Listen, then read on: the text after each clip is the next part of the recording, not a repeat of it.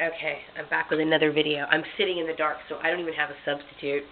You're just looking in at the darkness, basically. But okay, I was thinking a lot about how people must inherently know or fear thinking for themselves, and that's one of the reasons why herd mentality is so it's so common. People are afraid to be their true, authentic selves because look what happens when you're your true, authentic self. It's almost like, people in their own way try to dominate one another, and it's a terrible thing because if we have it in our minds to do something, there's a reason why it's there. It's because that's what you're supposed to act on it. Now, of course, I'm not saying you're supposed to act on everything that comes to your mind. I mean, that would be horrible. I can just imagine. But, if you're a person who thinks about science, then that's what you need to pursue to whatever length. I mean, whether that be something as basic as buying a science kit or just dropping everything and just throwing yourself into, studies that relate to science. Maybe that's going back to school or whatever. That's what people should do. They should follow and pursue things that are in alignment with what they want to do in life, as long as it doesn't interrupt the lives of other people.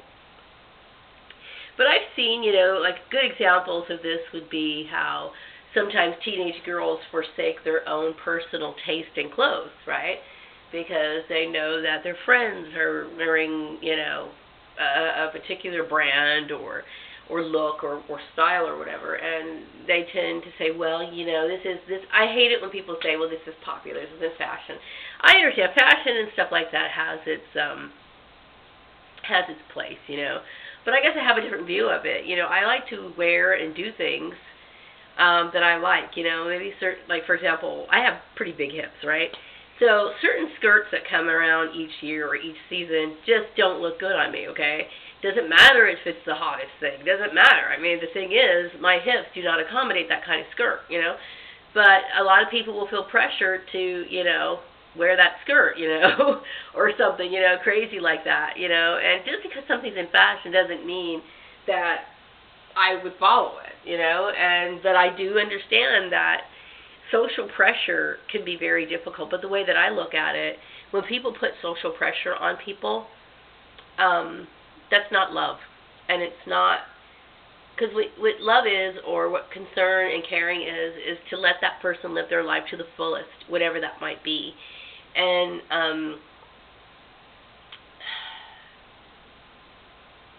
there's just a lot of insecure, controlling people in this world. And people fear those people because look what happens. They can make your life a living hell. Look how people treated me just for not wearing hot look clothes, crazy, But those aren't the kind of people I want to be with anyway. I mean, the kind of people that I want to be friends with are going to have very similar morals to mine. They're going to respect human life. They're going to, hopefully, I want to find people who are confident and people who are secure in themselves. And,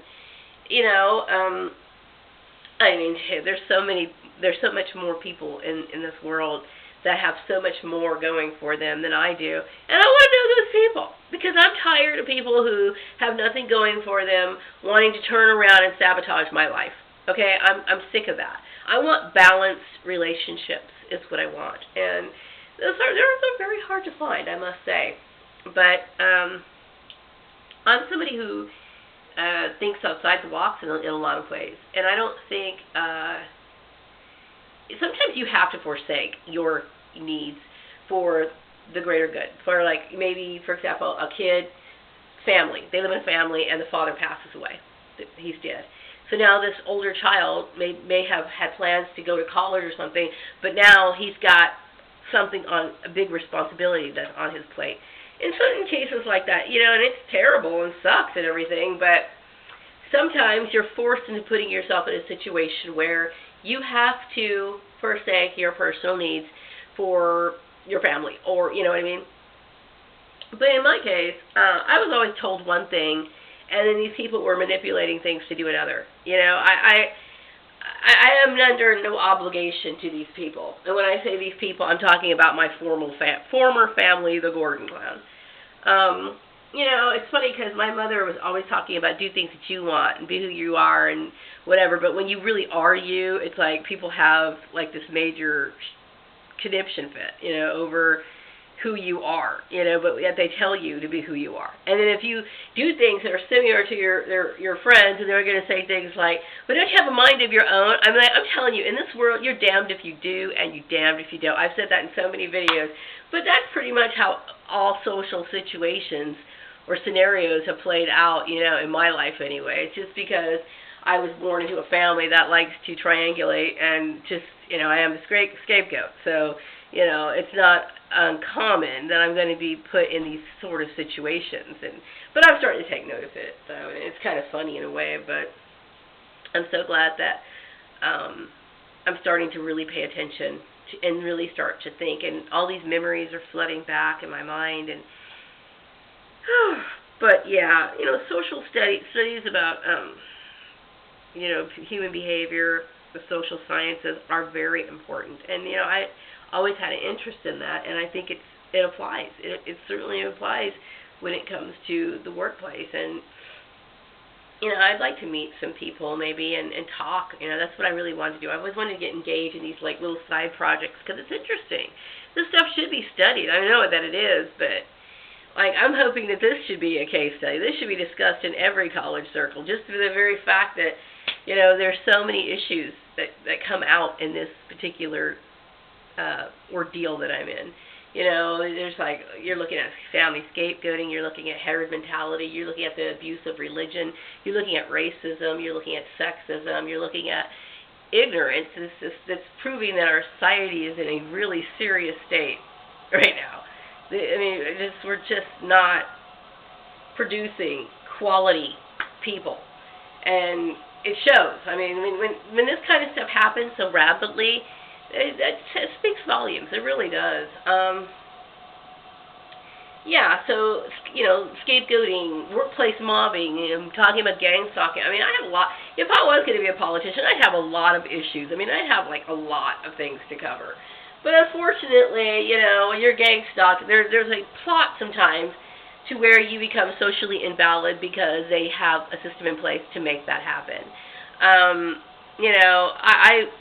I have a lot to talk about, and I wish I could do something to put it into community gang stalking. And I'm hoping that maybe if just one employer took it seriously and worked towards not promoting it, that would be a good thing. Like I said, if people really were skilled in their professions, they would observe the employee while they're in their place of work, while they're there.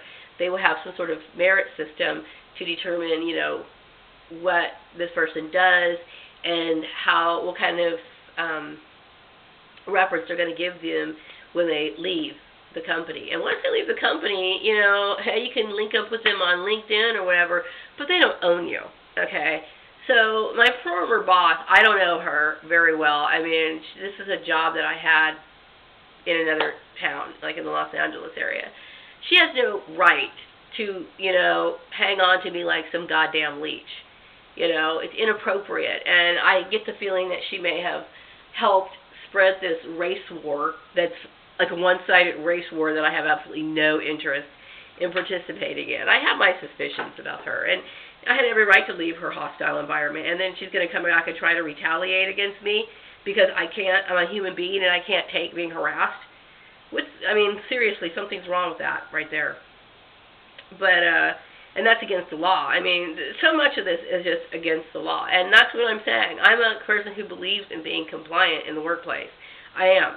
And I also believe that there's reasons for that. You want to be, if you say that you're a company that has integrity, when companies participate in things like this goes to show you that they don't. They're bloodthirsty, and they don't understand the law, nor do they have any respect for it. And here I am demonstrating my skill on these YouTube. I'm talking about things, okay? I'm showing these people where they're wrong, and I struggle. That's insane. So what do you think that means? Okay, we're talking about racism, sexism, religious intolerance. That's what I'm dealing with. It's exactly what I'm talking about. I don't have to change my last name, but I'm okay with doing it. I don't have to. Legally, I don't have to. That's against the law. It's against the law. But I feel no connection to the Gordon clan, and I sure as hell don't feel any connection to the Graham clan other than the fact that I love my husband. That's it. Everybody else can go, you know what, I don't even know when I say it. I don't care about them. They've shown no interest in me, no sincerity. His mom's two-faced and I can't stand her. So, but I'm taking that name because, you know why? I love him. And, to me, it doesn't really matter. A last name doesn't matter to me. It's kind of funny, I was thinking how, I was talking to my husband about how, converting to certain, white people don't like it when black people speak well. But they don't like it when they have a dialect either. And, that's trying to be white if your hair's straight, but they don't like it if you wear your braids in your hair. Okay, well, taking the last name of your husband's kind of a European thing. But I guess I'm supposed to be forced into that too, right? That's so ridiculous. The reason why I didn't change my last name, I've already stated that in my last video, but it's nobody's business. You can't base your hiring decisions based on somebody's marital status. And then throwing my information out there like that was just like, they had absolutely no regard for who I was as a person. None. There's lawsuits. There's lawsuits that should be just bouncing back and forth with these companies like a goddamn pinball machine. And that's the damn truth. These people deserve to be sued 1,000,000 times over. Okay, and I have been sitting here being nice, and all I've gotten was just complete harassment, total disrespect. Okay, I didn't deserve any of it. So, yeah, I am a little frustrated and irritated. But anyway, back to herd mentality. Yeah, the herd corrals the herd. We are living in a time that seems almost Orwellian. We got thought police, people who want to get pissed off and hurt you just because you don't see things the way that they do. That's wrong. Yeah, you talk about how they love their freedom as being an American citizen. Then what do you like being an American citizen for? I'm tired of being around ignorance, okay? That's pretty much how it is, okay? That's what it is. I'm tired of being around ignorance. I want to be around people who have intelligence. And that sounds arrogant. I'm not trying to be arrogant. You know what? I'm fucking tired of being around people who don't give a crap. You know what I mean? They want to hate people but not know why. Sick of it. I want to be around the best of the best. I want to have great conversations. I want to have conversations that don't involve throwing somebody under the bus or backstabbing. Okay? That's what I want. I want true friendship. And if that means me being a loner for the rest of my life, like I said, you know what? I'm okay with that. I am so okay with that. Because people like that are worth nothing. They bring you down every single time, and they're not worth my time. They're just not. So, I am a person who is I am a very sincere person, okay? I'm the kind of person, I care about when I'm around people, I care about them, and I show them that I care. I'm a very devoted, loving, giving person, okay? I don't think the people that I've met really have been worthy of me. They just aren't. And,